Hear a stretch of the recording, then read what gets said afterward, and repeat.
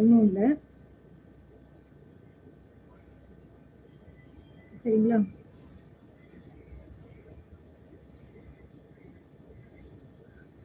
இப்போ இன்னைக்கு நம்ம என்ன பார்க்க போறோம்னா, டெய்லி ஏதாவது ஒரு கதைகள் பார்த்துட்டு இருக்கோம் இல்லையா? இன்னைக்கு ரொம்ப ரொம்ப சுவாரஸ்யமான ஒரு கதை. அந்த சுவாரஸ்யமான கதை என்ன அப்படின்னு பார்த்தோம்னா,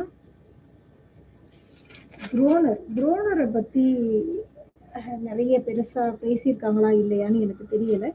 பட் ஆனா துரோணரோட பொறப்பு, அவங்க என்ன பண்ணாங்க, அவர் என்ன ஒர்க் பண்ணாரு, அவர் என்ன மாதிரி எல்லாம் ஃபைட் பண்ணாரு, அவர் எப்படி இறந்தாரு, பிறப்புல இருந்து இறக்குற வரைக்கும் அவர் என்னென்ன சவால்கள் எல்லாம் பார்த்தாரு, அதுல இருந்து எப்படி தன்னை மீட்டு கொண்டு வந்தார் அப்படிங்கிறது வரைக்கும் இன்னைக்கு சுவாரஸ்யமா இந்த கதையில பார்க்கலான்னு இருக்கேன்.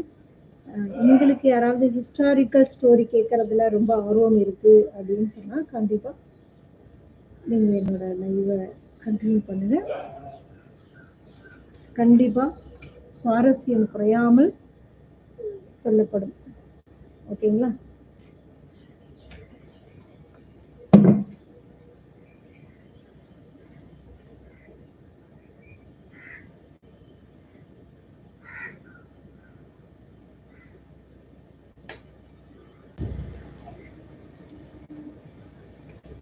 சுவாரஸ்யம் குறையாமலும் கொண்டு போகலாம். இப்போ நம்ம நேத்து பார்க்கும்போது கூட அபிமன்யுவை பத்தி பார்க்கும்போது துரோணர் தான், ஏன்னா பீஷ்மர் முள் படுக்கையில படுக்க வச்சுட்டாங்க இல்லையா போர்க்களத்துல, அதனால பீஷ்மருக்கு அப்புறம் இந்த போரை வழி நடத்தி தலைமை ஏற்று நடத்தக்கூடிய பொறுப்புல ரொம்ப பொறுப்பானவங்க அப்படின்னு பார்த்தா அது துரோணர் தான். இந்த துரோணருக்கும் இந்த பஞ்ச பாண்டவர்கள் இவங்க இந்த சகோதரர்களுக்கும் என்ன சம்பந்தம், இவர் எப்படி உள்ள வந்தார் அப்படிங்கிறதுக்கான கதையை கொஞ்சம் முன்னாடி பார்த்துட்டோம்னா இந்த இவர் ஏன் அடுத்த தலைமை ஏற்றார் அப்படிங்கிறதுல விளக்கம் நிறைய கிடைக்கும். சரிங்களா? இப்போ ஒண்ணும் இல்லை, ஒரு பழமொழி இருக்குல்ல, கண்ணுக்கு கண்ணு காலுக்கு காலு, பழி வாங்குற எண்ணம் எல்லாம் ரொம்ப அதிகமா இருக்கக்கூடாது.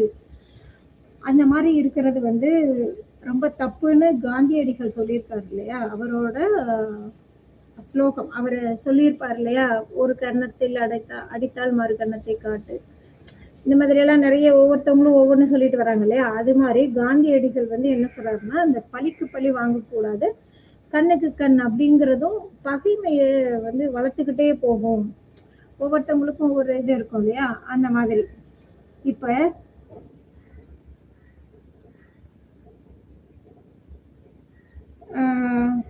இப்ப பீஷ்மர் போனதுக்கு அப்புறம் இவருக்கு ஏற்கனவே துரியோதனன் போய் நல்லா ஸ்ட்ராங்கா சொல்லிட்டு வந்துட்டான், நீங்க தான் எங்களுக்கு குரு அப்படின்னு. இப்ப இந்த அரண்மனையில இருக்கிற இவங்களுக்கு எல்லாத்துக்குமே குருவா இருந்து அந்த வில்வித்தை கத்து கொடுத்தவர் தான் இந்த துரோணர். இந்த துரோணரோட அப்பா யாருன்னு கேட்டா பரத்வாஜ் முனிவர். இந்த பரத்வாஜ் முனிவர் டைரக்டா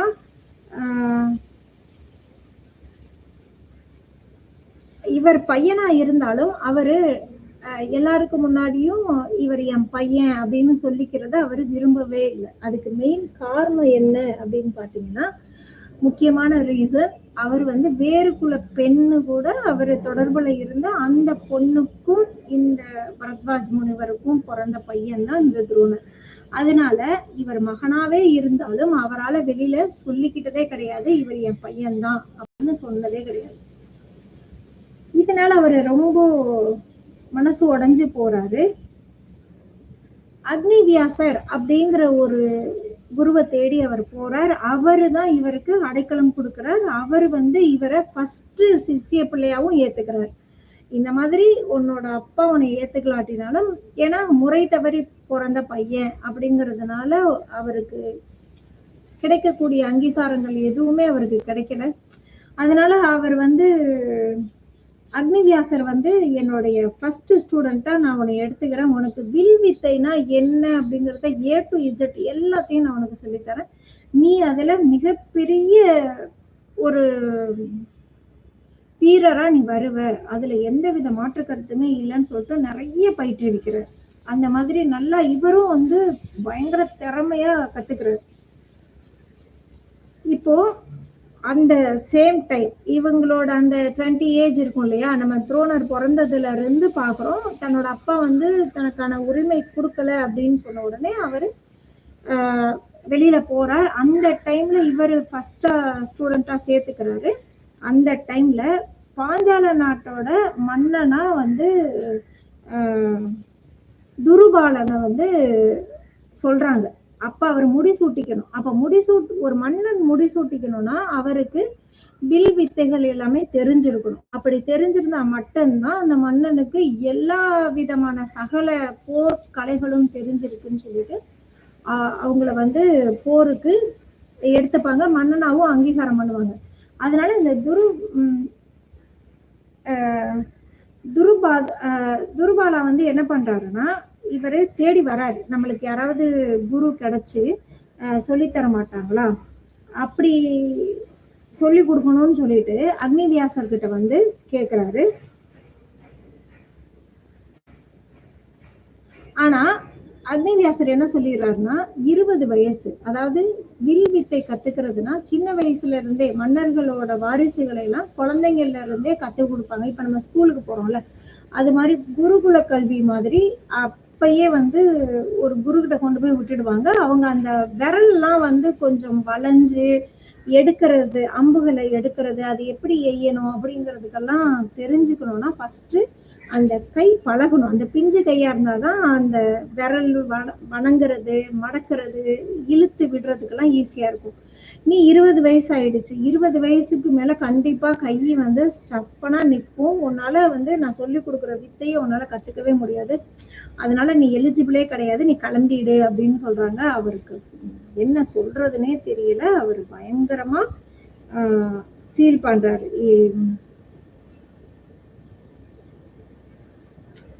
இப்படி ஒண்ணு ஆயிடுச்சு, நான் என்ன பண்றது அப்படின்னு சொல்லிட்டு, நான் அப்ப மன்னனாவே ஆக முடியாதா? எனக்கு முடிசூட்டணும்னு சொல்லிட்டு இருக்காங்களே, இந்த ஒரே ஒரு வில் வித்தை எனக்கு கத்துறது தர்றதுக்கு ஆளே இல்லையா அப்படின்னு சொல்லும்போது, துரோணர் வந்து சொல்றாரு, நீ கவலைப்படாத. இவங்க 2 பேரும் ஒரே ஏஜ். ஒரு 20 ஒரு 20 வயசுல 2 பேரும் பாக்குறாங்க. ரொம்ப க்ளோஸ் ஃப்ரெண்ட் ஆயிடுறாங்க. இவன் என்ன சொல்றான்னா, நீ கவலைப்படாத. நான் உனக்கு நல்லா சொல்லிக் கொடுக்குறேன். அதுக்கப்புறம் நீ என்னோட குரு கிட்ட வா. நானும் உனக்கு ரெஃபர் பண்றேன். அவர் உனக்கு எல்லாமே சொல்லி தருவாருன்னு சொல்லிட்டு, இவரு துரோணர் வந்து பயங்கரமா மெனக்கட்டு, அதாவது 20 வயசு ஆயிடுச்சு, அந்த விரல்லாம் வளையல அப்படின்னா கூட பொறுமையா அவருக்கு எல்லாத்தையும் சொல்லி கொடுக்குறாரு. அதே மாதிரி துருபரத்தும் இத கத்துக்கிறாரு. கத்துக்கிட்டு எல்லாமே நல்லா பண்ணி குரு கிட்ட போய் ஆசீர்வாதமும் வாங்குறாங்க. இவங்க 2 பேருக்குமே நல்ல கலைகள் எல்லாத்தையும் சொல்லி கொடுக்குறாங்க. எல்லாமே முடிஞ்சதுக்கு அப்புறம் வீட்டுக்கு போகணும்னு ஒரு ஸ்டேஜ் வரும் இல்லையா? அப்ப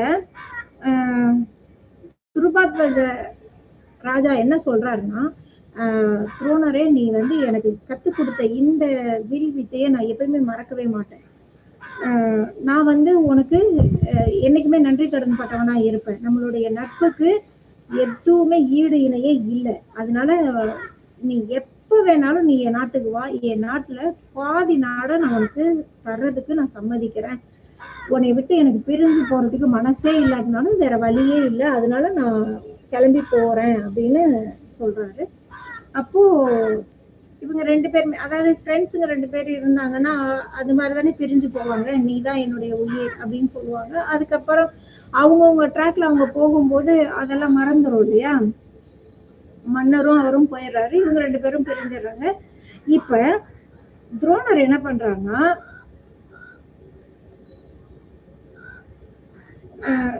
கிரிவரன் அப்படிங்கிறவரோட சகோதரிய தான் அவரு கல்யாணம் பண்றாரு.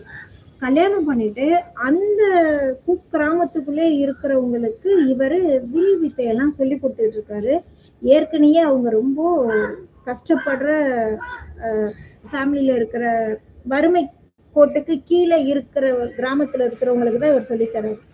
ஒரு வாத்தியாருக்கு வறுமை கோட்டுல இருக்கிற பசங்களுக்கு சொல்லி கொடுக்குற வாத்தியார்னா அந்த வறுமை கோட்டுல இருக்கிற பசங்களை விட வாத்தியார் ரொம்ப ஏழ்மையா இருப்பார்.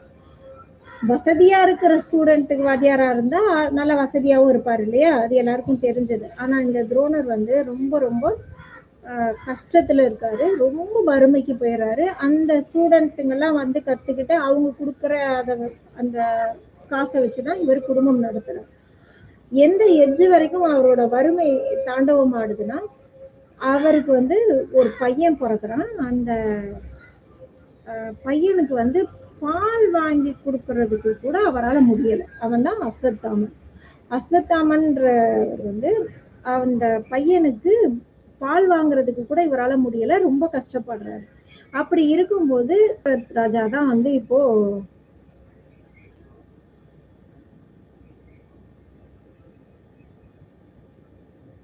அந்த ராஜா தான் வந்து இப்போ பாஞ்சால நாட்டுக்கே இருக்காரு. அதனால நீங்க உங்களோட நண்பர் தானே அப்படின்னு ஒரு காலத்துல நீங்க 2 பேரும் நண்பர்களா இருந்தீங்க இல்லையா அப்படின்னு சொல்றாங்க. இப்போ ஆனா அவர் அந்த வறுமையிலையும் கூட யாரையும் தேடி போய் எனக்கு ஹெல்ப் பண்ணுங்கன்னு கேட்கல. அவர் கேட்க விரும்பவும் இல்லை. அது அவருக்கு பிடிக்கவும் இல்லை. சரிங்களா? ஒரு நாள் என்ன நடக்குதுன்னா, தன்னுடைய ஸ்டூடெண்ட்டுகளுக்கெல்லாம் ஆசிரியர் சொல்லித்தர மிகப்பெரிய முக்கியமான பாடம் என்னன்னா, பொய் சொல்லக்கூடாது, நேர்மையா இருக்கணும் அப்படிங்கிறது தானே சொல்லி தருவாங்க. அந்த மாதிரி பொய் சொல்லக்கூடாது அப்படின்னு சொல்லும்போது, இவர்கிட்ட படிக்கிற ஸ்டூடெண்ட் எல்லாரும் சேர்ந்து ஒரு நாள் போய் குரு கிட்ட கேக்குறாங்க, துரோணர் கிட்ட. குருவே, நம் பாடசாலையில படிக்கிற ஒரு பையன் பொய் சொல்லிட்டா நீங்க என்ன பண்ணுவீங்க அப்படின்னு. பொய் சொல்லிட்டா என்ன பண்ணுவோம்? பனிஷ்மெண்ட் கண்டிப்பா. அது யாரா இருந்தாலும் கொடுப்பீங்களா? கண்டிப்பா. ஸ்டூடெண்ட் யாரா இருந்தாலும் பனிஷ்மெண்ட் வந்து கண்டிப்பா கொடுப்போம் அப்படின்னு சொல்றாங்க. அப்ப அவர் என்ன பண்றாருன்னா, சரி ஓகே, சொன்னதே உங்க பையன்தான். உங்க வீட்டுல வறுமையில நிறைய இருக்கீங்க. நாங்க எல்லாருமே பால் காஃபி குடிக்கிறோம், பால் தான் சாப்பிடுறோம். ஆனா உங்க பையன் பாலே சாப்பிடாம நான் டெய்லி பால் சாப்பிட்டேன் அப்படின்னு பொய் சொல்றாங்க. நாங்க கண்டுபிடிச்சிட்டோம்னு சொல்லும்போது, உண்மை தெரிந்தாலும் அந்த இடத்தில் அப்பாவா அவர் மனசுக்குள்ள அழுகை வந்தாலும் ஒரு ஆசிரியராக தன்னுடைய பையனை அடிக்கிறாரு. நீ எப்படி பொய் சொல்லலாம்? பால் சாப்பிடாமலே நீ எப்படி சாப்பிட்டேன்னு பொய் சொல்லலாம்னு சொல்லி அடிக்கும்போது, இந்த செவிவழி செய்தி வருது இல்லையா? துருபர ராஜா வந்து நம்ம ஃப்ரெண்டு தானே அப்படின்னு சொல்லிட்டு, சரி நம்ம போய் இவருக்கு அந்த பாதி நாட குடு அப்படின்னு கேட்டு வாங்கணுங்கிற ஆசையெல்லாம் கிடையாது. போவோம், போயிட்டு அட்லீஸ்ட் ஒரு மாடாவது கொடு, நான் ரொம்ப ஏழ்மையில இருக்கேன், ஒரு பசுமாடாவது கொடுப்பா, என் பையன் வந்து ரொம்ப கஷ்டப்படுறான், இதனால பொய் சொல்லிட்டான், அதனால எனக்கு பால் மாடை கொடுன்னு கேட்கறதுக்காக தான் அவர் போறாரு. ஆனா நேர்மாறா திருபதராஜா பார்த்த உடனே என்ன நினைச்சுக்கிட்டாங்கன்னா, ஆஹா, நம்ம ஒரு காலத்துல சொன்னோம், நீ எனக்கு ஃப்ரெண்டு, நீ எப்ப வந்தாலும் என் நாட்டுல பாதி நாடு நான் உனக்கு தரேன்னு சொன்னோம், அதை ஞாபகம் வச்சுட்டு வந்துட்டாரோ, இப்ப இவருக்கு தேவையில்லாம நம்ம பாதி நாடு கொடுக்குற மாதிரி வந்துருச்சுன்னா என்ன பண்றது? யாருக்கிட்டன்னு போய் என்னன்னு கேக்குறது? இப்பதான் நானே ராஜாவாயிருக்கேன், வந்தவனே பிரிச்சு கொடுக்கணுமான்ற ஒரு தாட்டு வருது. எல்லாருக்குள்ளயுமே அந்த தாட்டு இருக்கும் இல்லையா? வாய் வார்த்தையில எல்லாருக்குமே நம்ம ப்ராமிஸ் பண்ணுவோம். பட் ஆனா அதை எல்லாத்தையும் ஃபாலோ பண்ணி அவங்களுக்கு கொண்டு போய் கொடுப்போமாங்கிறது ரொம்ப சங்கடமான விஷயமா இருக்கும் இல்லையா?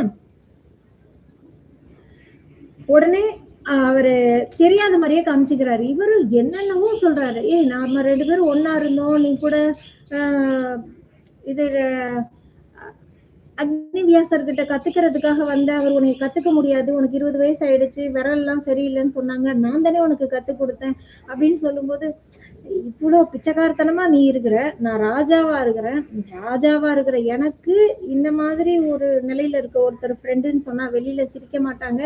எனக்கு உன்னை நிஜமாலுமே ஞாபகம் வரலப்பா, நீ யாருன்னே தெரியல, ஆனா நீ கதையா சொல்ற, பட் ஆனா இந்த கதையெல்லாம் நம்புற அளவுக்கு நான் முட்டாள் கிடையாது, ஆனா எனக்கு அப்படி ஒரு ஃப்ரெண்டு இருந்தா நான் ஆஸ் யூசுவல் நான் ஒத்துப்பேன், ஆனா நீ எனக்கு ஃப்ரெண்டா இருக்கிறதுக்கு வாய்ப்பே கிடையாது அப்படின்னு அவர் தட்டி கழிக்கிறாரு. இதை பார்த்த உடனே அவருக்கு பயங்கர கோபம் வருது. அதாவது, நீ உனக்கு நான் உதவி செய்யல அப்படின்னு சொல்லியிருந்தா கூட பரவாயில்ல, ஆனா தேடி வந்த நண்பரை அந்த பணத்தை வச்சு நீ வசதியா இல்ல, அதனால உன்னை எனக்கு அடையாளமே தெரியல, நீ யாருன்னே தெரியலன்னு சொல்லி துரத்தி விடுற அளவுக்கு இருக்கானே, பொறப்புலையும் அசிங்கப்பட்டு, அப்பாவும் சரியா வளர்க்காம, ஒரு குரு வந்து சிஷியனா வளர்த்து, நானே கல்யாணம் பண்ணி இந்த வறுமையில போய் இப்படி வரும்போது கூட ஒரு ஃப்ரெண்டு இருக்கான்னு சொல்லிட்டு வரேன், அந்த ஃப்ரெண்டும் என்னை வந்து சரியா ஏத்துக்காம திருப்பியும் என்னை வந்து அந்த ஏழ்மை நிலையை சுட்டி காட்டி அவன் என்னை வெளியில தள்ளுறதுக்கு தான் ட்ரை பண்றான் அப்படின்னு சொல்லிட்டு, அப்ப அவருக்கு பயங்கர ஒரு கோபம். எல்லாருக்குமே அது வரும் இல்லையா? யாராவது ஒருத்தர் புடிச்ச இடத்துல அவமானப்படும் போது அந்த இடத்துல இருந்து எந்திரிக்கிறதுக்கு எல்லாருக்குமே ஒரு வேகம் வரும் இல்லையா? துரோணருக்கு இவனுக்கு நான் சரியான பாடம் புகட்டணும். உனக்கு நான் பாடம் புகட்டாம விடவே மாட்டேன் அப்படின்னு சொல்லிட்டு அவர் வெளியில வர்றாரு. நீ என்னை ஃப்ரெண்டாவே ஏத்துக்க வேண்டாம் அப்படின்னு சொல்லிட்டு அவர் கோபத்திலையும் வந்துடுறாரு. அப்படி வரும்போது அப்பெல்லாம் வந்து சின்ன குழந்தைங்களா இருந்தாங்க இல்லையா? அந்த பாண்டவர்களும், கௌரவர்களும் எல்லாரும் ஒண்ணா தானே சேர்ந்து விளையாண்டுட்டு இருந்தாங்க. அந்த 100 பேருமே 105 பேர் இவங்க எல்லாருமே சேர்ந்து விளையாண்டுகிட்டு இருக்கும்போது, கௌரவர்கள் 100 பேர், இவங்க ஒரு 5 பேர், 105 பேர் ஒண்ணா விளையாண்டுட்டு இருக்காங்க. அப்போ ஒரு பெரிய கிணறு இருக்கு. அந்த கிணத்துக்குள்ள பாதாள கிணறுல அவங்க விளையாண்ட பால் போய் விழுந்துருது. அந்த பாலை எடுக்கிறதுக்கு இவங்க யார் யாரையோ கேக்குறாங்க. ஆனா வந்த யாருமே எடுக்க முடியாது, ரொம்ப ஆழத்துல இருக்கு, ரொம்ப கீழே இருக்கு, எடுக்க முடியாது எடுக்க முடியாதுன்னு சொல்றாங்க. இத துரோணர் பாக்குறாரு. பார்த்துட்டு பசங்களை அந்த பாலை நான் மேல எடுத்து கொடுத்துட்டா நீங்க என்ன பண்ணுவீங்க? நீங்க என்ன கேட்டாலும் நாங்க தரோம் அப்படின்னு சொல்லி சொல்றாங்க. சரி ஓகே, நான் எடுத்து தரேன் உங்களுக்கு, நான் ஹெல்ப் பண்றேன் அப்படின்னு சொன்னோடனே இந்த பசங்களும் அவங்கள பார்த்துட்டு இவ்வளவு வறுமையோட ஒருத்தர் இருக்காரு, இந்த அரண்மனையிலேயே நல்லா திடகாத்திரமா இருக்கிறவங்க எல்லாம் நிறைய பேர் இருக்காங்க, அவங்களே அந்த கிணத்துக்குள்ள இறங்கி எடுத்து கொடுக்கறதுக்கு பயந்துகிட்டு இல்ல இல்ல நான் இறங்கல அப்படின்னு பயப்படுறாங்க. ஆனா இவர் வந்து கொஞ்சம் கூட யோசிக்காம டக்குன்னு இறங்கி நான் எடுத்து தரேன்னு சொல்றாரு அப்படின்னு சொல்லிட்டு பாக்குறாங்க. அதுல என்ன நடக்குதுன்னா, பக்கத்துல இருக்க தர்ப்ப புல்லு, ஏன்னா அந்த அருகம்புல்லு சொல்லுவோம் இல்லையா, தர்ப்பை புல்லு, அந்த அருகம்புல்லை எடுத்து அவர் ஒரு வீரர் தானே, அதனால அது வந்து என்ன பண்றாருன்னா ஷார்ப்பா, அது எப்பவுமே ரொம்ப கூர்மையா இருக்கும், கவனிச்சீங்கன்னா தெரியும், அதுல ஏகப்பட்ட சிறப்பு இருக்கு. அவர் அதை வந்து ஆயுதம் மாதிரி ரெடி பண்ணி அதை கட் பண்ணி கரெக்டா அந்த பாலை பார்த்து வீசுறாரு. அது கரெக்டா போய் அதுல சொருகுது. அடுத்த அருகம்புல்ல அப்படி ஒவ்வொன்னா எடுத்து எடுத்து அந்த பானம் மாதிரி விட்டுக்கிட்டே இருக்காரு. அது ஒண்ணு மேல அப்படியே உட்கார்ந்து அந்த கொம்பு மாதிரி வந்து அதுக்கு மேல பால் மேல கொஞ்சம் கொஞ்சமா வர ஆரம்பிக்குது. இவங்க எல்லாரும் ரொம்ப ஆச்சரியமா பாக்குறாங்க, இவரா இதை செஞ்சுட்டு இருக்காரு அப்படின்னு. அதே மாதிரி அவர் பண்ணி மேல வந்துருது, அந்த பாலும் வந்துருது. வந்த உடனே அவங்க எடுத்துட்டு பயங்கர சந்தோஷம். அப்போ எடுத்து கொடுத்துட்டா ஏதாவது கேட்டா நான் செய்யணும்னு சொல்லியிருக்கேன் இல்லையா அப்படின்னு இந்த பசங்க உங்களுக்கு என்ன வேணும் அப்படின்னு உடனே என்ன வேணும்னு கேட்கறதுக்கு முன்னாடி இந்த பாண்டவர்கள் இந்த 5 பேர் இருக்காங்க இல்லையா, அதுல அர்ஜுனன் எல்லாரும் என்ன சொல்றாங்கன்னா, இவ்வளவு திறமையோட இருக்கீங்க, எங்களுக்கு நீங்க பாடம் சொல்லி கொடுத்தா எப்படி இருக்கும், பேசாம நீங்க எங்களுக்கு ஆசிரியர் ஆயிடுறீங்களா அப்படின்னு கேட்ட உடனே நான் தாராளமா உங்களுக்கு ஆசிரியர் ஆயிடுறேனே அப்படின்னு சொன்ன உடனே இவங்க போயிட்டு பீஷ்மர்கிட்ட போய் நடந்ததை சொல்றாங்க. இந்த மாதிரி நாங்க விளையாண்டுட்டு இருந்தோம், அதால பாதாளத்துக்கு போயிடுச்சு. ஆனா அதுக்கு முன்னாடியுமே அரண்மனைக்குள்ள என்ன நடக்குதுங்கிற விஷயத்த பீஷ்மருக்கு யாரும் சொல்லாமலா இருந்திருப்பாங்க. இந்த மாதிரி உங்களுடைய நண்பர் ஒருத்தர் வந்தாரு, அவரை வந்து இவரு நண்பராவே காமிச்சுக்காம வெளியில துரத்தி விட்டாரு, துருபர ராஜா வந்து துரத்தி விட்டாரு அப்படின்னு சொல்றாங்க. பீஷ்மர் அதெல்லாம் கேட்டுக்கிட்டு இருந்து பார்த்துக்கிட்டு இருந்துட்டு வந்து சொல்றாரு, உங்களுக்கு ஆட்சேபனை இல்லை அப்படின்னா நீங்க பேசாம இந்த அரண்மனையிலே இருந்து எங்க பசங்களுக்கு குருவாயிடுங்கன்னு சொல்றாரு. இப்படிதான் துரோணர் அந்த அரண்மனைக்குள்ள போன கதைகளும் அவரு எல்லாருக்கும் குருவா மாறின கதையும். இப்போ இவரு குருவா ஆயிட்டாலும் கூட எல்லாருக்கும் எல்லா வித்தையும் சொல்லி கொடுத்தாலும் தன்னுடைய பையன் அஸ்வத்தாமன் என்னதான் ரொம்ப வீரத்தோட வளர்த்தாலும் எல்லாருக்குமே அவங்க பையனை ரொம்ப பிடிக்கும் இல்லையா, தன்னோட பையனை எல்லா வித்தையும் சொல்லித்தரார். அப்படி இருந்தாலும் அவர் மனசுக்குள்ளேயும் ஒரு எண்ணம் வருது, என் பையனை விட அர்ஜுனன் ரொம்ப அழகா வில்வித்தை பண்றான், அதனால என்னுடைய சிறந்த மாணவர்களில் முதல் பையனாக நான் அர்ஜுனனை அறிவிக்கிறேன் அப்படின்ற அளவுக்கு அவர் வெளிப்படையாகவும் அதை ஒத்துக்கிட்டு எல்லாருக்கும் முன்னாடியும் சொல்றார், வில்வித்தையில வீரன் வந்து அர்ஜுனன் தான், ஆனா என் பையனுக்கு வீரம் இருக்கு, அது வேற விஷயம், பட் ஆனா வில்வித்தையில இவனை அடிச்சுக்கிறதுக்கு யாராலையும் முடியாது அப்படின்னு சொல்லிட்டு ரொம்ப எல்லா வித்தையும் சொல்லி கொடுத்து முடிச்ச உடனே இவங்க அடுத்த லெவலுக்கு வருவாங்க இல்லையா.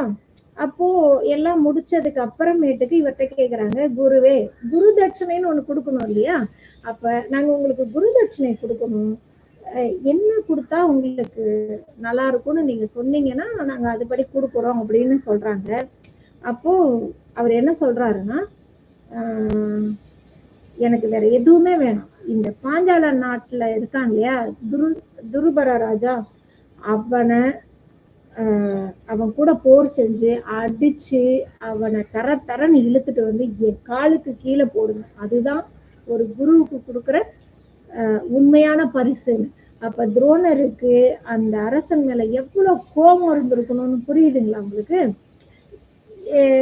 உடனே இப்ப குரு கேட்ட இதை கொடுக்காம போனாலும் தப்பா போயிடும். நம்ம கேட்டு செய்யல அப்படின்னா யாரு கேட்டும் மறுக்கலாம். ஆனா குரு கேட்டதை என்னைக்குமே நம்ம செய்யணும். செஞ்சாதான் நம்ம லைஃப் நல்லா இருக்கும்.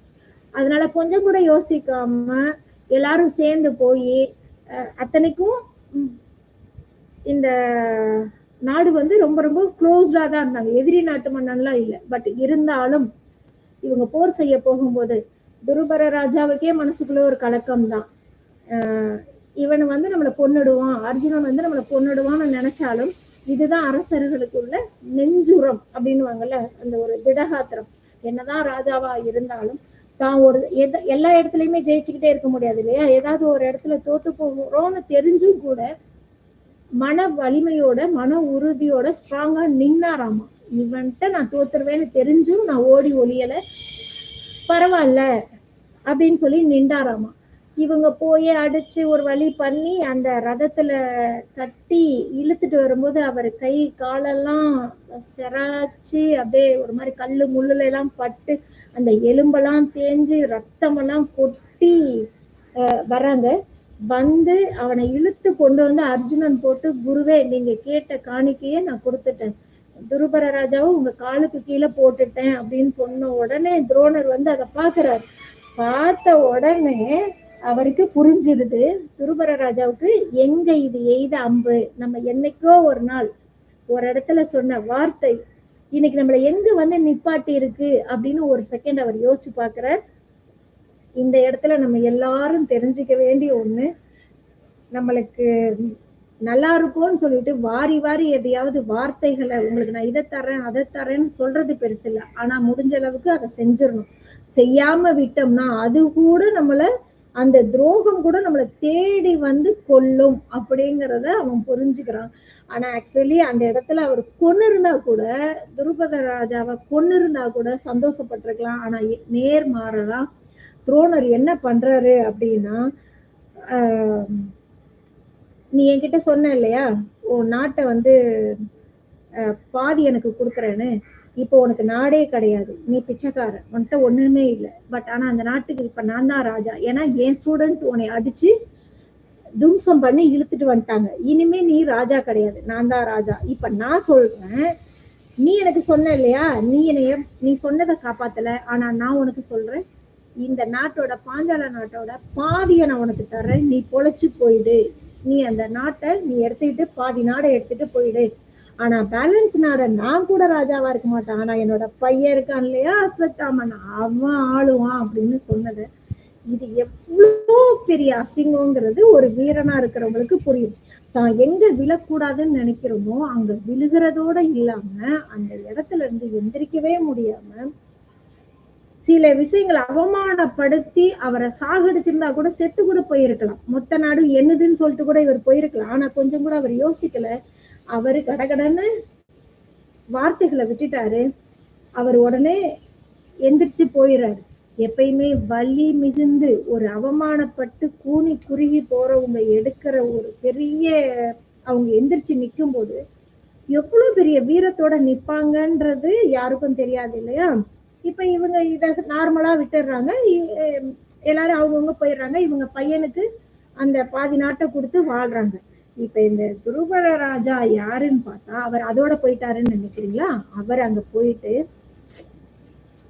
பயங்கரமா யாகம் பண்ணி ஒரு பெரிய வரமே கேட்கிறார். யாகம் பண்ணி அந்த யாகத்துல மூலம் அவர் ஒரு வரம் கேட்கிறாரு. என்ன கேட்கிறாருன்னா, எனக்கு ஒரு பையன் வேணும், எனக்கு என்ன பண்ணுவேன் ஏது பண்ணுவேன்னா எனக்கு தெரியாது, ஆனா எனக்கு ஒரு பையன் பிறக்கணும், அந்த பையனை பிறந்ததுல இருந்து சொல்லி சொல்லி வளர்ப்பேன், துரோணரை நீ கொல்லணும், உன்னோட ஒரே வாயில நீ எது பண்றியோ பண்ணலையோ எனக்கு அதை பத்தி கவலை கிடையாது, ஆனா என் பையன்தான் துரோணரை கொல்லணும். என்னை இவ்வளவு அசிங்கப்படுத்தினான் இல்லையா, ஒரு மன்னனா இருக்கேன், அவன் அப்படி கிடையாது. ஆனா கொஞ்சம் இறங்கி போயிருக்கலாம். இல்ல என்னை ஒரேதான் கொன்னாவது போட்டிருக்கலாம். ஆனா அத்தனை பேருக்கு முன்னாடி என்னை அவமானப்படுத்திட்டான் இல்லையா? நான் என்னதான் இருந்தாலும் நான் ஒரு மன்னன் இல்லையா? எனக்கு அந்த அசிங்கம் என்னால தாங்க முடியாது. இத துடைக்கிறதுக்கு எனக்கு ஒரு பையன், அந்த பையன் தான் கொல்லணும்ன்ற மாதிரி இவரு வரம் கேட்கிறாரு. அதே மாதிரி தவம் இருந்தா எல்லாருக்கும் வரம் கண்டிப்பாக வழங்கப்படும் இல்லையா? அதனால அவருக்கு வரமும் கிடைக்குது. அப்படி பிறந்த 2 பேரு தான் யாருன்னு பாத்தீங்கன்னா, திரௌபதி பொண்ணா பிறக்குறாங்க. பையனா வந்து திருஷ்டதீபன் அப்படிங்கிற பையன் பிறக்கிறாரு. அவருக்கு திருஷ்டதீபன் பேர் வைக்கிறாரு. பொண்ணுக்கு திரௌபதின்னு பேர் வைக்கிறாரு. இப்ப தெரியுதா எங்க ஆரம்பிச்சதுன்னு? இவங்களோட சாபம் பழிக்கு பழி வாங்கணுங்கிற ஒரு எண்ணம் உயர்வா இருந்ததுனால இப்போ இந்த மகாபாரத போரே திரௌபதியாலதான் ஆரம்பிக்கும். திருஷ்டதீபன் அப்படிங்கிற பையன்தான் துரோணரை போர்க்களம் வரையும் போய் கொல்லுவான் அப்படிங்கிறத வரமாவே வாங்கிட்டு வந்திருக்காரு. இது நடக்காம போக்குமா? சிவபெருமானுக்கிட்ட வாங்கின வரம் சும்மாவா இருக்கும்? அதனாலதான் யாருக்கிட்டையும் பழிச்சொல் வாங்கிடாதீங்க. இந்த ஜென்மம் இல்ல, அடுத்த ஜென்மம் எல்லாமே உங்களை துரத்திக்கிட்டே இருக்கும். அதனால வார்த்தைகள்ல ரொம்ப கவனமா இருக்கணும். சாபம் கொடுக்கும் போதும் வாங்கும் போதும் ரொம்ப கவனமாவும் இருக்கணும். அதுலயும் நம்ம மிஸ் ஆயிடக்கூடாது. இப்ப இவருக்கு எந்த அளவுக்கு உள்ளுக்குள்ள ஒரு கோபம் இதெல்லாம் இருந்ததுன்னா அவர் இவ்வளவு பெரிய வரத்தை கேட்டிருப்பாரு. இப்ப நம்ம நேரம் இந்த கதைக்குள்ள இந்த லாஸ்ட் போருக்கு வந்துடலாம். ஏன்னா துரோணர் யாருன்னு தெரியாம அவருடைய பிறப்பு என்ன, அவர் எதுக்காக இதுல வந்து சாகுறாரு, அவருடைய வாழ்க்கை வரலாறு சொல்லணுங்கிறதுக்காக தான் நான் இதுக்கு முன்னாடி இவ்வளவு தூரம் நான் இந்த ஸ்டோரிய சொல்லிட்டேன். இப்ப ஆஸ் யூசுவல் போருக்குள்ள திரௌபதியும் வந்தாச்சு, திருஷ்டதீபன் வந்தாச்சு, எல்லாருமே பீமன் எல்லாருமே வந்துட்டாங்க, அர்ஜுனன் எல்லாருமே வந்தாச்சு இல்லைங்களா? இப்ப இந்த போர்ல இவர் ஒரு பக்கம் கோபத்தோட இருக்கிறார். எப்படியாச்சும் நம்மளுடைய ஸ்டூடெண்ட் ஏன் ஸ்டூடெண்ட்ட நானே கொள்ளலாட்டினா எப்படி அப்படி? ஏன்னா இவன் வேற வந்து ஏத்தி விட்டு போயிட்டான். துரியோதனன் வந்து உங்க ஸ்டூடெண்ட்ன்னு சொல்லி நீங்க எதுவும் விட்டு கொடுத்துட போறீங்க, கண்டிப்பா கொல்ற சுச்சுவேஷன் வந்துச்சுன்னா உங்களுடைய மிகச்சிறந்த மாணவர்கள்ல நான் பையனா பாக்குறேன்னு சொன்னவரை நீங்க கொல்லாம விட்டுறக்கூடாது, கொன்னுறணும் அப்படின்னு சொல்லி சொல்றாரு. இவர் அந்த கோபத்திலையும் போறார் இல்லையா? இப்போ கிருஷ்ணர் வந்து கேக்குறாரு அர்ஜுனனுக்கிட்ட, எப்பா இன்னைக்கு துரோணரை வந்து படைத்தலைவரா இருக்காரு, அவரை இப்ப வீழ்த்தணும். இப்போ நீ என்ன பண்ணலாம்னு முடிவு பண்ணிருக்க? இப்ப துரோணர் நீதான் அவர் உனக்கு வாத்தியாரோட மைனஸ் என்ன பிளஸ் என்னன்னு உனக்கு தெரியும் இல்லையா? அவர் உனக்கு சொல்லி கொடுத்ததுலயே எல்லா மாணவர்களுக்கும் விட சிறந்த மாணவர்களுக்கு எக்ஸ்ட்ராவா கொஞ்சம் சொல்லி தருவாங்க இல்லையா? குருவோட ஸ்பெஷல்னு ஒண்ணு இருக்கும். அதை தனக்கு பிடிச்ச ஒருத்தவங்களுக்கு சொல்லி கொடுத்துட்டு போவார். அந்த மாதிரி உனக்கு ஏதாவது சொல்லி கொடுத்தாரா? அவரோட மைனஸ் ஏதாவது இருந்ததுன்னா சொல்லு, அதை வச்சு அவரை கொன்னுடலாம் அப்படின்னு கிருஷ்ணர் கேட்கிறாரு. அப்ப அர்ஜுனன் சொல்றாரு, அந்த மாதிரி எனக்கு எதுவுமே குரு சொல்லி தரலையே, நான் நிறைய யோசிச்சு பாக்குறேன், ஆனா எதுவுமே இல்லை, எல்லாருக்கும் சொல்லி கொடுத்ததுதான் எனக்கும் சொல்லி கொடுத்தாரு, பெருசா டிஃப்ரெண்ட் எதுவும் எனக்கு தெரியலன்னு சொல்லி நல்லா யோசின்றாரு. அப்ப அவர் சொல்றாரு, இல்ல கண்ணா, நான் கடைசியா போயிட்டு, ஏன்னா எப்படியா இருந்தாலும் ஆசீர்வாதம் வாங்க போகும்போது குரு கிட்டையும் போய் ஆசீர்வாதம் வாங்கணும் இல்லையா? நான் ஒரு போருக்கு போறேன், நான் ஜெயிக்கணும் அப்படின்னு, என்னதான் எதிரியா இருந்தாலும், ஏன்னா போர் செய்ய போறதே துரோணருக்கு எகெயின்ஸ்ட்ல தான். பட் இருந்தாலும் அர்ஜுனன் வந்து அந்த ஆசிரியருங்கிற குருவை மதிக்கணுங்கிறதுனால நான் போய் அவர்கிட்ட கேட்டேன், எனக்கு நீங்க ஆசீர்வாதம் பண்ணுங்க அப்படின்னு சொல்லும் போது அவர் ஒண்ணுதான் சொன்னாரு. என்ன சொன்னாரு அப்படின்னு கேட்டிருக்காரு. அப்ப அவர் சொன்னாரு, ஒரு யானை, நீங்க நல்லா கவனிங்க, யானையோட கதைகளை நீங்க எடுத்து பார்த்தாலும் உங்களுக்கு நல்லாவே தெரியும், ஒரு யானை இயற்கையாவே சாகாது, அந்த அளவுக்கு அது கம்பீரமானதும் கூட. எந்த யானையுமே இயற்கை வரையும் சாகுற வரையும் அது வெயிட் பண்ணாதான். தன்னுடைய சாவு அதுக்கு தெரிஞ்சிருச்சு அப்படின்னு சொல்லிட்டா, நம்ம செத்து போயிடுவோம்னு அது தெரிஞ்சா அது சாப்பிடுறத நிப்பாட்டிடுச்சுன்னா அதோட ஆக்டிவிட்டிஸ் எல்லாத்தையும் நிப்பாட்டிட்டு கூனி குறுகி ஒரு மாதிரி உட்கார்ந்துடணும். அந்த மாதிரி இருக்கிற சமயத்துல அப்படியே இருந்து அது இறந்து போயிடுமா. இதுதான் யானையோட ஸ்பெஷல். அது மாதிரிதான் நானும் அப்படிங்கிற மாதிரி சொல்லிட்டாரு. சரிங்களா? நீ போருக்கு போ, நீ போய் ஃபைட் பண்ணு அப்படின்னு சொல்லி முடிச்சிட்டாரு. ஆனா இதை மட்டும்தான் சொன்னாரு. ஒரு யானை சாகணும்னு முடிவு பண்ணிடுச்சுன்னா அது தன்னுடைய உணவை எடுத்துக்கொள்ளாது. அது வந்து சாப்பிடாமலே இருந்து அது தன்னுடைய உயிரை அதுவே மாய்த்து கொள்ளும் அப்படிங்கறத மட்டும்தான் சொன்னாரு. என்ன சொன்னாரு கிருஷ்ணர் கேட்ட, இன்னும் உனக்கு புரியலையா? அவர் யானை மாதிரி அவரை வீழ்த்தணும்னா அவரா வந்து போர் செய்யாம இருந்தால் மட்டும்தான் துரோணரை நம்மளால ஃபைட் பண்ண முடியும். ஆனா அவரு ஃபைட் பண்ணிக்கிட்டே இருக்கிற வரைக்கும் அவரை யாராலையும் வின் பண்ணவே முடியாது. அதை இன்டைரக்டா அவனுக்கு சொல்லி கொடுத்துட்டு போயிருக்காரு அப்படின்னு. அப்பதான் அர்ஜுனனுக்கு புரியுது, ஏதோ ஒரு விஷயத்த குரு நம்மளுக்கு சொல்லி கொடுக்க மறந்துட்டாரு, நம்மளுக்கு சொல்லி கொடுக்காமலே விட்டுட்டாரு, சொல்லி இருந்தா நல்லா இருந்திருக்குமோ அப்படின்ற மாதிரி அவர் யோசிக்கிறாரு. அப்போ இவரா போற நிப்பாட்டணும். அப்ப இவரா போற நிப்பாட்டணும்னா என்ன பண்ணலாம்னு யோசிக்கிறாங்க. அப்ப யோசிக்கும் போது துரோணரோட ஒரே பையன் அஸ்வத்தாமன் இல்லையா? அவரு பயங்கர வீரன். இப்போ கிருஷ்ணர் என்ன சொல்றாருன்னா, யாராவது அவர்கிட்ட போய் உங்க அஸ்வத்தாமன் இறந்துட்டான் அப்படின்னு சொல்லிட்டா அவரு அந்த சோகத்திலேயே அவர் ஃபைட் பண்ண மாட்டாரு, அவர் அப்படியே உட்கார்ந்துருவாரு. அப்போ அந்த டயத்தை வந்து யூஸ் பண்ணிட்டு டக்குன்னு அவரை கொன்னுடலாம் அப்படின்னு சொல்றாங்க. ஆனா அவருக்கு இதுல உடன்பாடு இல்லை. யாரு போய் சொன்னாலும் துரோணர் ஒத்துக்கவே மாட்டார். ஏன்னா துரோணருக்கு தெரியும் தன்னோட பையன் பயங்கரமான வீரன். இவ்வளவு பெரிய வீரனை யாரு கொல்ல முடியும்? கொல்ல முடியாது இல்லையா? அதனால என் பையனை யாராலையும் கொல்ல முடியாதுன்ற கான்பிடென்ட் அவருக்கு நிறைய இருக்கு. அதை யார் உடைக்கிறது அப்படின்னு யோசிக்கிறாங்க. அப்போ வந்து அர்ஜுனன் சொல்றான், இதுக்கெல்லாம் ஒரே தீர்வு, என்னுடைய அண்ணன் தர்மன் வந்து போய் சொன்னா ஒருவேளை அவர் நம்புறதுக்கு சான்சஸ் இருக்கு. ஏன்னா தர்மன் போய் பேசினதே கிடையாது, உண்மையை மட்டும்தான் பேசுவார் இல்லையா? அதனால அவர் வாயில இருந்து இது வந்ததுன்னா அவர் உண்மைன்னு நம்பிடுவாரு அப்படின்னு சொல்றாங்க. அப்ப கிருஷ்ணர் வந்து தர்மனை கூப்பிட்டு சொல்றாரு, இப்ப சுச்சுவேஷன் பாத்துக்கோ, இப்ப கடைசியா துரோணரை கொன்னே ஆகணும், வேற வழியே கிடையாது, விட்டீங்கன்னா நீங்க தோத்து போயிடுவீங்க, சபதம் போட்டது எல்லாமே போயிடும், இந்த போற ஆரம்பிச்சதுக்கான காரணமே இல்லாம போயிடும், அதனால நீ போய் சொல்லுன்னு சொல்லும் போது, எல்லாம் தெரிந்த இறைவனாகிய நீயே என்னை பொய் சொல்ல சொல்றியே. தர்மன் அதுக்கு சொல்ற விளக்கம் ரொம்ப அழகானது. அவர் சொல்றாரு, ஒருத்தர் ஒரு தப்பே செய்ய மாட்டாங்க, கரெக்டாக தான் போவாங்க. ஆனா ஒரே ஒரு தடவை அவர் தப்பு செஞ்சுட்டா, ஒரே ஒரு தடவை அவர் பொய் சொல்லிட்டாலும் அந்த சுவை அவங்களுக்கு போயிடும். சரி ஒரு தடவை தான் சொல்லிட்டேன்ல, அப்புறம் இன்னொரு தடவை சொல்றதுக்கு என்ன, ஒரு தடவை தான் தப்பு பண்ணிட்டேனே, சரி இன்னொரு தடவை தப்பு பண்ணா என்ன, இப்படிதான் போகுமே தவிர அந்த ஃபர்ஸ்ட் தப்பு தான் அவங்களுக்கு பெரிய பிரச்சனையா இருக்கும் அதுக்குள்ள போறதுக்கு. இப்போ இப்படி இருக்கிற சூழ்நிலையில நான் அந்த இதுக்கு வழிவகை விடாம நான் வாழ்ந்துட்டு வரேன். ஆனா என்ன பார்த்து பொய் சொல்லுன்னு சொல்றியே, இது நியாயமா கண்ணா அப்படின்னு கேக்குறாரு. அப்போ கிருஷ்ணர் சொல்றாரு, இந்த பார், இங்க வந்து வியாக்கியானம் பேசுறதுக்கெல்லாம் இது இடம் இல்லை, இது டைம் இல்லை. ஒரு பக்கம் உன்னுடைய சகோதரர்கள், உன்னுடைய பசங்க எல்லாருமே இருக்கீங்க, உன்னுடைய மனைவி ரொம்ப பாதிக்கப்பட்டிருக்கா, அவளை நீ வந்து அவளுக்காக நீங்க சபதம் பண்ணிருக்கீங்க, நாடை மீட்டணும்னா நீ போர் பண்ணிதான் செய்யணும்.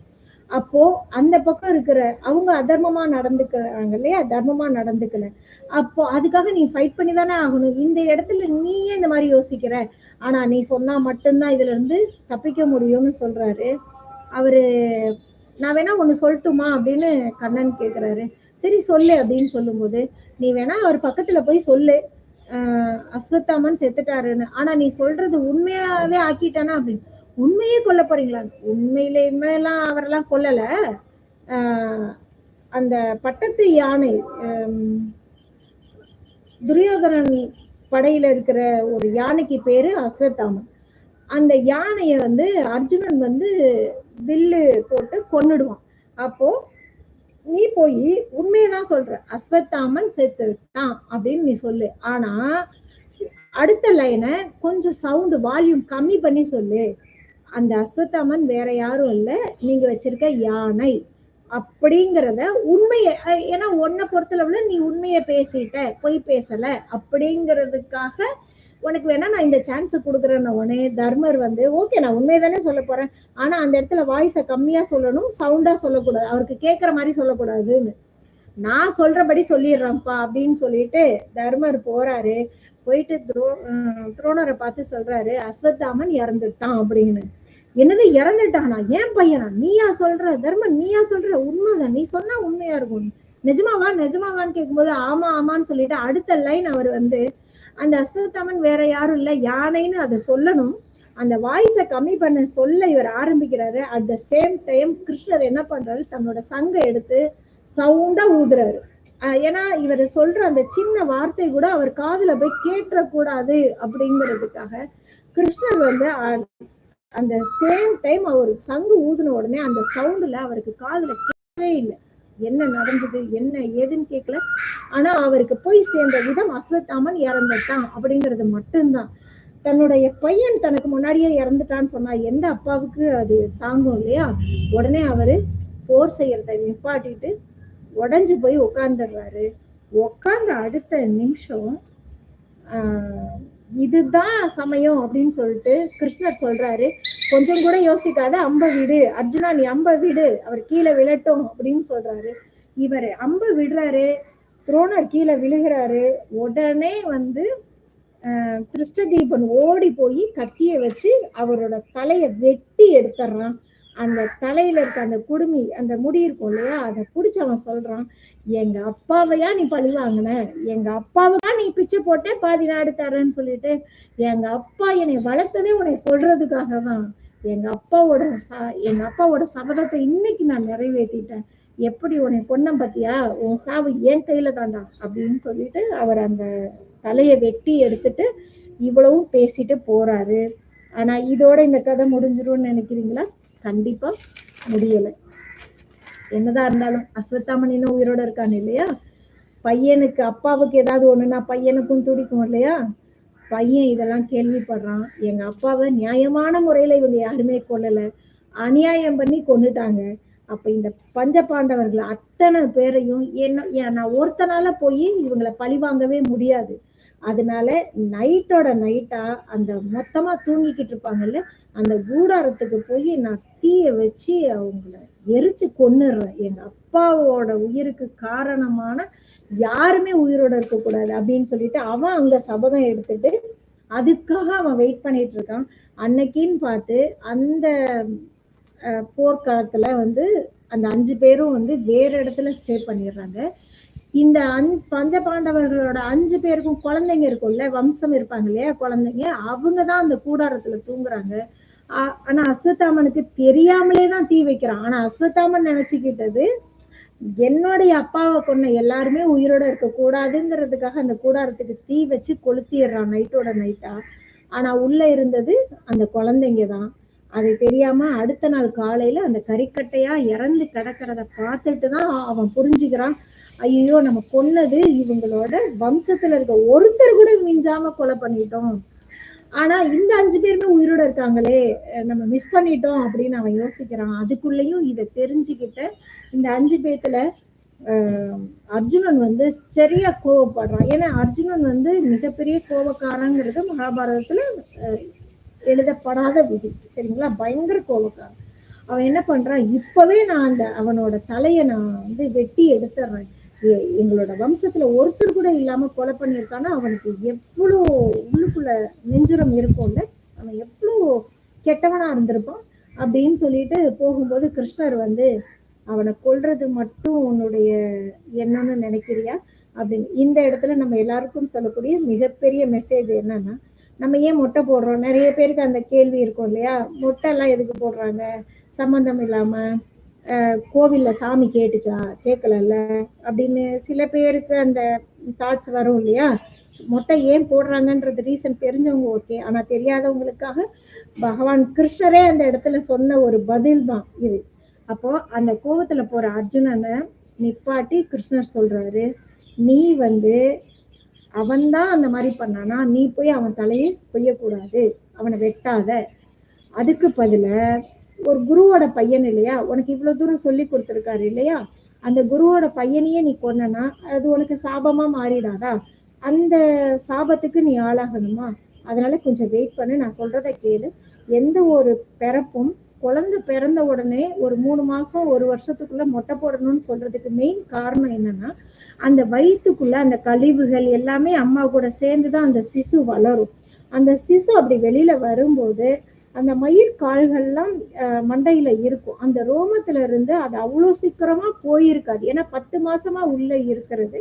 அதுல சில இது வந்து அறிவியல் பூர்வமாவும் நிரூபிச்சுட்டாங்க.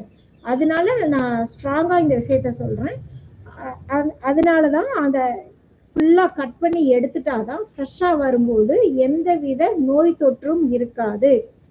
குழந்தைங்களுக்கு வந்து அந்த ஒரு உள்ள இருந்து வந்த அந்த வேர்க்கால்கள்லாம் கட் பண்ணி புதுசா முளைக்கும் போது இன்னும் growth நல்லா இருக்குங்கிறதுக்காக தான் குழந்தைங்க பிறந்த உடனே 1 வருஷத்துக்குள்ள காது குத்தி மொட்டையடிங்க அப்படின்னு சொல்ற பழக்கம் நமக்குள்ள வந்தது.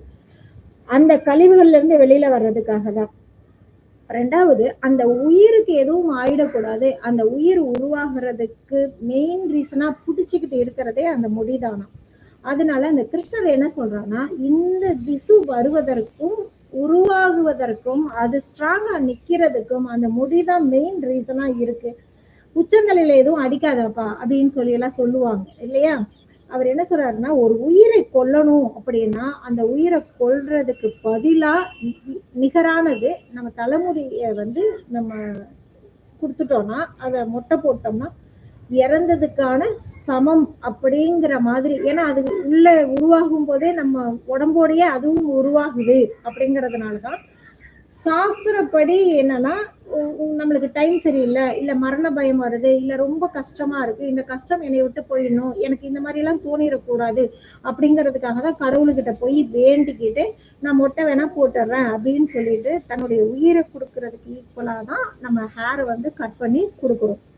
அதேபடி அந்த அஸ்வத்தாமனை நீ கொலை பண்ணாத, அவரை கொன்னதுக்கு ஈக்குவலா அவனை புடிச்சு இழுத்துட்டு வந்து அவனுக்கு மொட்டை போட்டு விட்டுருங்க அப்படின்னு. அதுவும் ஒரு வகையான அசிங்கம் தானே.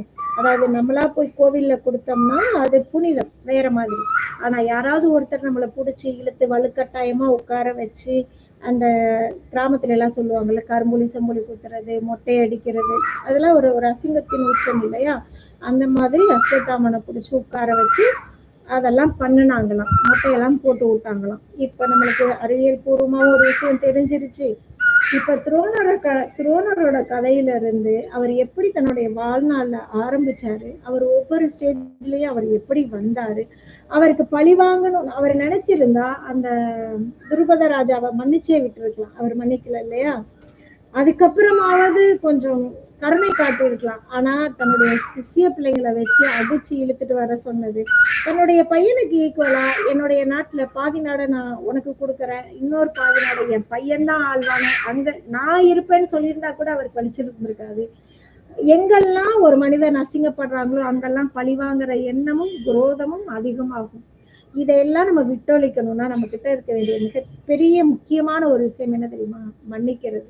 மன்னிக்கிறதும் மன்னிப்ப வாங்குறதும் பெரிய விஷயம். அந்த 2யும் கொடுக்கறவங்க கடவுளுக்கு ஈக்குவலானவங்க. அந்த பகையை மறந்து எல்லாத்தையும் விட்டு கொடுத்து, பரவாயில்ல இனிமே நீ என்கிட்ட வராத அப்படின்னு சொல்றோம் இல்லையா? ஆனா அதெல்லாம் கேட்டுட்டு கூட சில பேர் வந்து இந்த மன்னிக்கிறது கூட ஒரு பெரிய தன்மை, ஒரு பெரிய விஷயம் அப்படிங்கிறது இல்லாம திருப்பி திருப்பி சில பேருக்கு கஷ்டத்தை கொடுத்துக்கிட்டே இருப்பாங்க. நம்ம இந்த துரோணர் கதையில இருந்து தெரிஞ்சுக்க வேண்டிய ஒண்ணு என்னன்னா, இந்த மாதிரிதான் ஆரம்பத்துல இருந்து பழிக்கு பழி. நீ இதை பண்ணல, நான் உனக்கு பதிலுக்கு இதை பண்ணுவேன்னு பண்ணாரு. அவரே என்ன பண்ணாரு, யாகம் வளர்த்து ஒரு பையனை பிறக்க வச்சு பையனையும் பொண்ணையும் உருவாக்கி போர் செஞ்சு ஒன்ன நான் கொல்லுவேன்னு சொன்னாரு. இவரு கொன்னாரு. இவரோட பையன் என்ன பண்ணாங்க, அவங்களோட வம்சத்துல இருக்க எல்லாத்தையும் மொத்தமா முடிச்சிட்டாரு இல்லையா? அதோட முடிஞ்சிருக்குமா? இன்னொரு பையன் உருவாகி வரான் இல்லையா? கண்ணன் ஏற்கனவே நம்ம அந்த அந்த ஸ்டோரியை நான் ஏற்கனவே இதுல சொல்லிட்டு, அந்த கதையை கேட்கணும்னு நினைக்கிறவங்க இதுக்கு முன்னாடி இருக்க வீடியோ நீங்க போய் பார்த்தீங்கன்னா உங்களுக்கு தெளிவா புரியும். சரிங்களா? இப்போ இன்னைக்கு நம்ம சொன்னது இந்த ஸ்டோரி தான். இந்த ஸ்டோரி எத்தனை பேருக்கு ரொம்ப பிடிச்சதா என்னன்னு தெரியல. இதுல யாருக்காவது தெரியாத அளவுக்கு சுவாரஸ்யமான விஷயங்களை நான் சொல்லியிருந்தேன்னா என்னை பொறுத்தளவு நான் ரொம்ப சந்தோஷப்படுறேன். அந்த மாதிரி உங்களுக்கு தெரியாத விஷயங்கள் இருந்திருந்தா கமெண்ட்ல சொல்லுங்க. இன்னும் பல தகவலோட நான் வந்து உங்ககிட்ட இன்னும் நான் சொல்றேன்.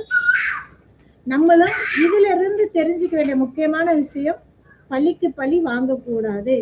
அப்படி எதையாவது விட்டுட்டு போனீங்கன்னா அந்த துரோகம் ஒரு நாள் உங்களை தேடி வந்து அது நீங்க செஞ்சதை விட அது சிறப்பா செஞ்சுட்டு போகும். சரிங்களா? கர்மா இஸ் பூமராங். நம்மளை எப்பயுமே ஒண்ணு துரத்திக்கிட்டே இருக்கும். அதனால நம்ம அதுல இருந்து விடுபடணும்னா மன்னிப்புங்கிற ஒரு ஆயுதத்தை நம்ம கையில எடுத்தோம்னா அதுல இருந்து நம்ம ஈஸியா ரெக்கவர் ஆகி வெளியில வந்துடலாம். அதனால இதை கேட்டுக்கிட்டு இருக்கவங்களும் இனிமே கேட்க போறவங்களும் தயவு செய்து உங்க வாழ்க்கையில பழிக்கு பழி, துரோகம் இதை எதையுமே நினைக்காதீங்க. விட்டு கொடுத்து போங்க. விட்டு கொடுத்து வாழ்ந்தவங்க கெட்டு போனதா சரித்திரமே இல்லை. அப்புறம் எப்பயும் போல என்னுடைய சேனலுக்கு புதுசா யாராவது வந்திருந்தீங்கன்னா கண்டிப்பா என்னுடைய சேனலை சப்ஸ்கிரைப் பண்ணிக்கோங்க. இந்த மாதிரி தத்துவ கதைகள், ஆன்மீக கதைகள், புராண கதைகள்லாம் நம்ம நிறைய சொல்லுவோம்.